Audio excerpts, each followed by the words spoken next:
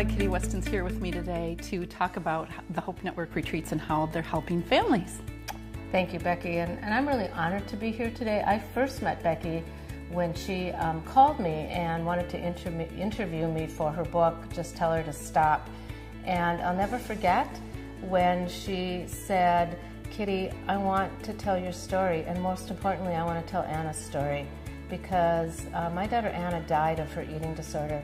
And I really soon learned, Becky, that you and I shared this passion for helping other families that are dealing with these horrific diseases, and also doing whatever we could to stop others from suffering, like our family did. So I'm really happy to be here. Thanks, Becky.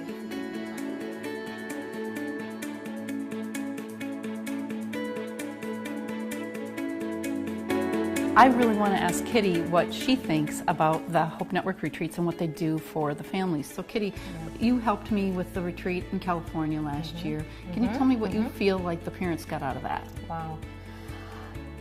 Oh, wow. I mean, it was an incredible experience, and I was so happy when Becky invited me to participate in that retreat with her, because it is my passion to try to help other families that are dealing with eating disorders and try to prevent the suffering that our family dealt with as our daughter was sick. And I remember, and that was 18, 19, 20 years ago, and there was no support for families, and there was nobody to talk to. And I remember feeling so alone and so scared and so angry and so lost and confused in this horrific jungle that had all these threats coming at me from all sides. And it was tearing my family apart, and it was certainly tearing our daughter apart. So when I found out about the Hope Network retreats, and that the purpose of that was to bring mothers and families together that were experiencing a loved one with an eating disorder, it was like, oh my gosh, this is so amazing. And then I got to be there.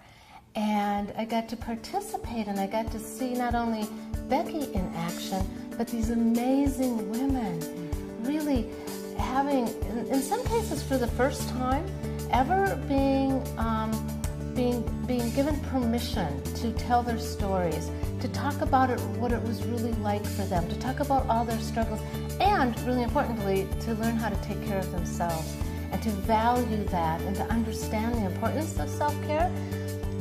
And so to be part of that for an entire weekend, I've participated in lots of family and friends groups and things that are an hour, 2 hours, even 4 hours long, but to have that really amount of time together to really get to know each other. And you get to know each other pretty intimately in that 3 days together, when you're eating together and sleeping together and crying together and laughing together and comforting and forgiving each other and all of those kinds of things. So it was really profound, and on a lot of levels. It was profound for me as a mother who, actually my daughter died 17 years ago, and it brought up a lot of those issues that I really never had gotten to work with. And also as a professional, as a psychologist that works with families that are struggling with illnesses, to be able to be part of that and part of this journey that these people were on to learn how to cope and deal and manage and recover from eating disorders. Thank you.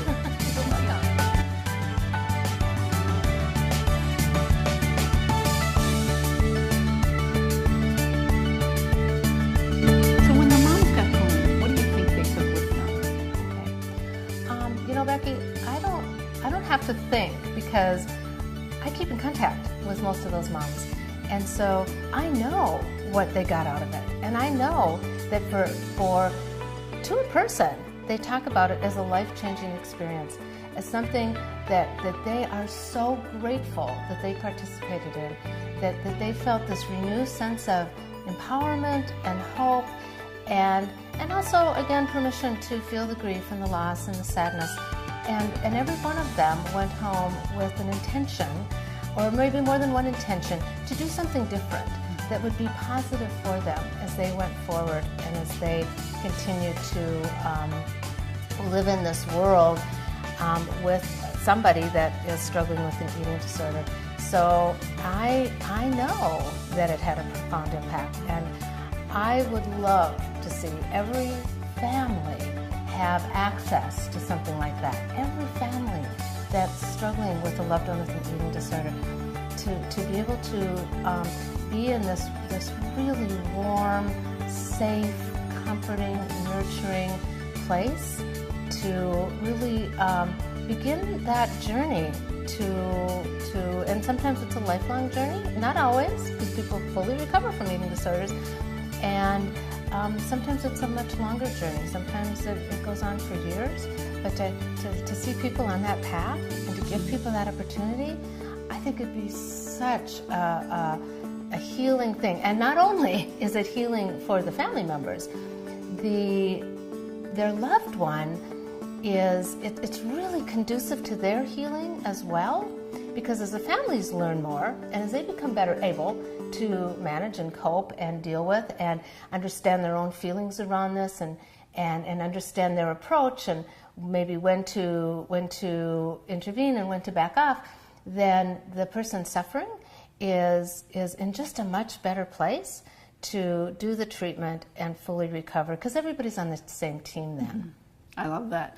And I always tell parents, caring for yourself is caring for your child. And sometimes they feel like it's so selfish to care for themselves, but it really is caring for their child.